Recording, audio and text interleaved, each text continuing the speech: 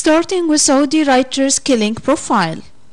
Saudi officials murdered journalist Jamal Khashoggi in their Istanbul consulate after plotting his death for days, according to what Turkey's president said on Tuesday, contradicting Saudi Arabia's explanation that the writer was accidentally killed.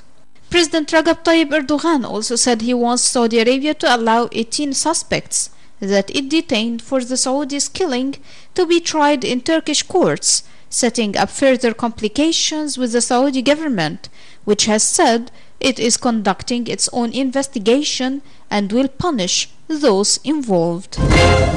In relation to the context, Saudi Arabia's foreign minister said on Tuesday the investigation into the killing of journalist Jamal Khashoggi would produce the truth about what happened. Foreign Minister Adel Al-Jubair in Indonesia added that his country was committed to ensuring that the investigation is thorough and complete, and that the truth is revealed and that those responsible will be held to account. He also pledged that mechanisms will be put in place so that something like this can never happen again. On the other side of the world, U.S. President Donald Trump's national security advisor struck a conciliatory note on Tuesday in talks in Moscow.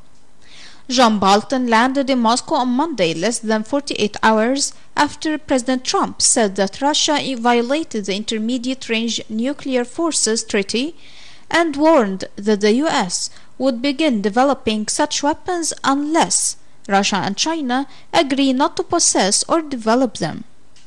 Meanwhile, Russian Defense Minister on Tuesday lauded Bolton for his two-day visit and said that even small steps will benefit our relations and help restore trust between the two countries. On another side, South Korea's liberal president on Tuesday formally approved his recent reconciliation deals with North Korean leader Kim Jong-un.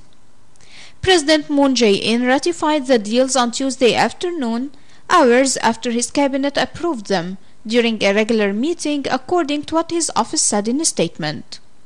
At the start of the cabinet meeting, Moon said in televised remarks that the ratification would help further improve ties with North Korea and accelerate global efforts to achieve the complete denuclearization of the Korean Peninsula. Going to economic news. An economic forum in Saudi Arabia began on Tuesday in Riyadh, the kingdom's first major event on the world stage since the killing of writer Jamal Khashoggi at the Saudi consulate in Istanbul earlier this month. As the conference opened, Saudi Energy Minister described the journalist's killing as abhorrent in his speech. Despite the absence of key executives and speakers from Western partners, some $50 billion in deals were signed on Tuesday at the forum, with Russian and Asian businesses and officials eager to do business with the kingdom. And finally, Asian stocks slid on Tuesday as worries about softening Chinese growth rattled investors. Japan's Nikkei 225 index gave up 2% to 22,154.29, and the Kospi in South Korea tumbled 2.4% to 108.77. The Shanghai Composite Index, which closed more than 4% higher in the previous session, fell 1.4% to 616.55.